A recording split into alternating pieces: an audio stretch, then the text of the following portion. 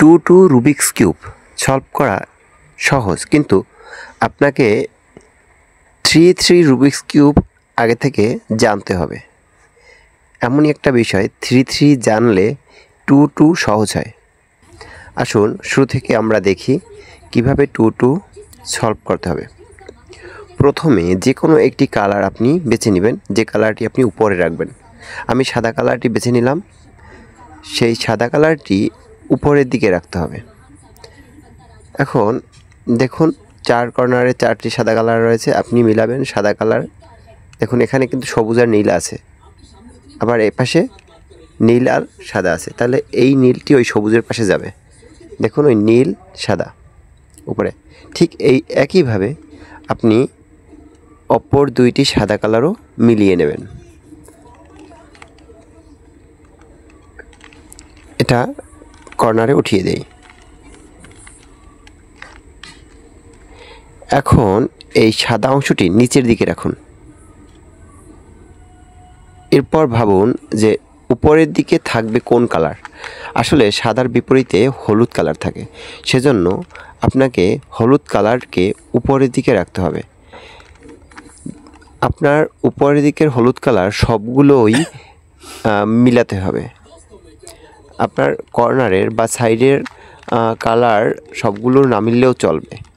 তাহলে আপনি 3 Rubik's cube যদি জানেন, তাহলে একটা মুভস আছে, সেটা আপনি জানেন যে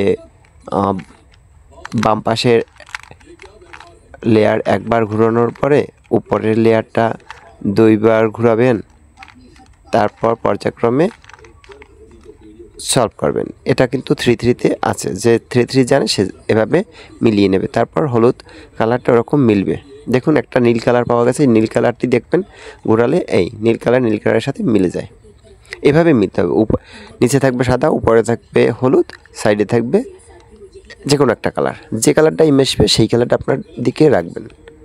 নীলা কালার মিলছে, নীলা কালারটা আমি আমার নিচের দিকে রাখলাম। এখন একটা মুভ আছে, সেই মুভটা দিবেন। মুভটা হচ্ছে RB' RF2। এখানে B' বলা হচ্ছে এই কারণে, মানে ব্যাক, মানে আমার সামনের পাশের যে অংশটা সেটা ঘড়ির বিপরীত দিকে ঘুরবে। RB' RF2। আর বলতে ডান পাশের লেয়ারটা একবার ঘড়ির কাঁটার দিকে ঘুরবে।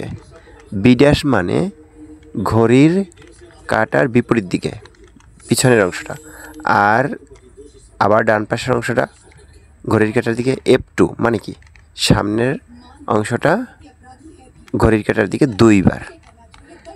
এরপর R', F2।